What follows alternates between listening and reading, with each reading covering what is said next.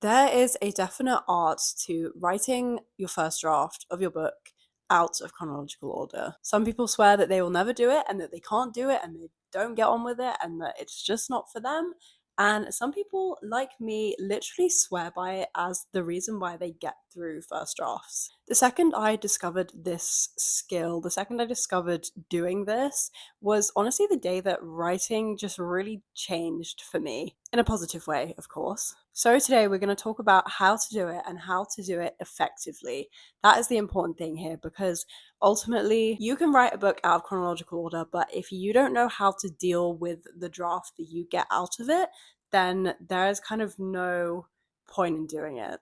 And you're not going to find it the sort of key to your writing success in the same way that I have. If you're new here, I'm an author of these two books, and I've written multiple other books as well that I haven't published. And I do not remember the last time I wrote a book completely in chronological order to start with. So I hope that convinced you to stay a little longer, and let's just get into the video. Now, I just put emphasis on how we're going to do this effectively. So my number one tip, and the first thing that you need to be doing, is you need to be planning. If you are usually a pantser and let's say you want to go about writing your book out of chronological order and you don't want to plan it, you can do this. You can have a very messy first draft and you can do this and it might work out, but in order to do it the most effectively, you need to have a plan. Maybe this is my hot take, but I say it in a lot of my writing tips videos, and that is that I honestly think you have to have a plan of some sort, even if it's just a really basic outline. I know that being a pantser can work out, but I just think that planning is the most effective and efficient way to write books, and especially for this. So this is how we're going to go about it. You're going to outline your book chapter by chapter. Even if you're a planner and you don't usually do this, this is what we have to do in order to do this. And the reason for that is because when you have your book planned out chapter by chapter, this basically means that you already have the whole structure of the book and you know what happens in each chapter. So that is literally the whole basis of this idea of writing out chronological order, because if you can just skip between chapters because you know exactly what's going to happen in each chapter, you know exactly where it's going to start and where it's going to end, then it really doesn't matter that you're writing out of order, because if you know where each one starts and ends, they should all link up anyway, and it doesn't matter if you write it literally from end to beginning. Which brings me on to my second point of why planning and having an outline is so important, which is that if something updates when you're writing, you need to update it in the planning document. And the same with if you update something in the planning document, you have to update it in your main document. But most importantly, if something changes when you're writing, because this is bound to happen, this happens to me all the time. A lot of the time, it's normally that I've planned out chapters and then one of them is far too long and I need to split it into two, or just things occur that I didn't think would happen, but I need them to happen. So, you need to add all of these things into your planning document. If the two do not align, that is where all of the inconsistencies start to come in, and that's where it just gets really, really hard for yourself. And the third reason why we need to plan so much is that, yes, planning the plot chapter by chapter is really important, but equally, all the other parts of your plan are really, really important too. As an example, planning out your characters. If you change little details of your characters, you just need to keep up to date with that. Same with world building, same with themes, same with literally any other little details.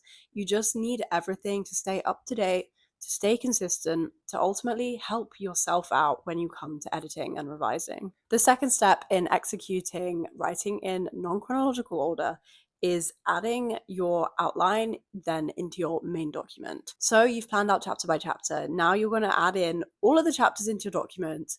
And if you want, you can either maybe add a comment on all the titles saying what happens in that chapter, which is usually what I do, or you can even just write it at the top of the chapter and then start writing below them. And then we write. Then the fun begins. Then the best part starts. Write whichever chapter you want. How I usually do this is I usually do start from chapter 1. And for some reason, it's normally around, well, it kind of depends on the genre, but for mysteries, I usually get to like chapter 3 or 4. And then for fantasies, I usually get to like somewhere between 7 and 10. And then I kind of give up writing in order, and then I skip to the big scenes that have been living rent-free in my head, the big scenes that were the ones that made me want to write the book in the first place. You know, those big like battle scenes or conclusion scenes or reveals or big important scenes, you know, the ones I'm talking about. And then I just kind of skip around with whichever scenes come to me next. And you keep going and you keep going, and it's going to be messy and it's going to feel a little bit inconsistent and it's just going to feel weird, especially the first time doing it. But you just keep going until you are writing the final chapter, which might be right in the middle. It might be chapter 13 out of 30. But then you've got a finished first draft. And step 3 of executing this is because at draft 2, this is where we fix everything that's wrong. Because even though you've planned out and even though you knew exactly where each chapter would start and end, things are gonna feel a little bit off because you might have written chapter 10 3 months before chapter 11, and just maybe like your writing style has changed a bit, or like you changed a tiny detail and forgot to write it down. Things are gonna feel a bit off, and that is completely okay. That's kind of the whole point of doing this. We're at draft 2 now, and this is where we fix everything that we did wrong. Well, not wrong, but just messily. And there are 2 ways to do this, and this is kind of very much personal preference. Either you can completely rewrite or you can just edit the original document. I used to be very much a just edit the original document, but actually more recently I've become more of a rewriter. And the way that I do this is I have on my big monitor, I have the original document and then the blank new document next to it. And crucially here, if you're rewriting, is that we're now writing in chronological order. And how I do this is I just go from chapter 1 and I pretty much just take big chunks of what I like and go through and, you know, add in bits where I didn't have enough detail, add in bits that I missed, take out bits that I don't like, and just take out big chunks of dialogue and whatnot that I want to keep, and just work my way chronologically to the end of the document. And if you're just editing the first draft straight as it was, obviously you're going to be working in chronological order too, from chapter 1 down to the very end. What's very important here is that we are not line editing at this point, which you shouldn't be doing anyway, but particularly for this kind of writing. Your focus needs to be on smoothing out plot holes, inconsistencies, flow, pace, and just the larger picture structure of your book. Because even more so than usual, you're going to feel like those sort of things are a bit off. Which brings me nicely to kind of step number 4, but this isn't really a step. Because obviously you're going to work through those edits and you're going to have that draft 2 where you're fixing the big things, and then you're going to have more drafts fixing the littler things. But basically, in conclusion, you're going to have probably another round of edits or a couple more rounds of edits. And at first, this might feel like, okay, so what was the point in writing out of chronological order? And the point was time. When you write a book out of chronological order, instead of forcing yourself to sit through and write in chronological order, even though some of the chapters are not coming to you naturally and you're taking big breaks, you know, days and weeks between writing this book because you know that the next chapter is a bit boring and you don't want to write it. When you're just writing whatever you want to write, you are saving so much time.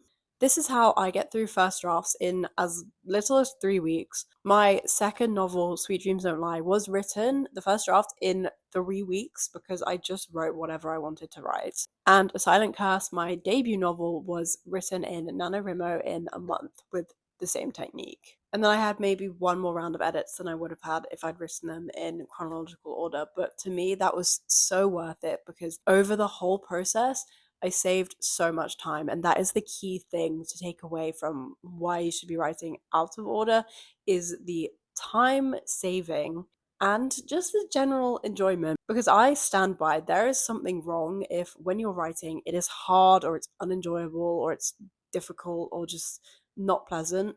Something is wrong there. You really should just be writing what you want to write and what makes writing fun and what makes it enjoyable. And I stand by writing out of chronological order really can be the key to kind of unlocking this. So if you've never tried it before or you're adamant that it's not for you, take this video as a sign that you should start. And let me know how it goes. Thanks so much for watching, and I will see you in my next video.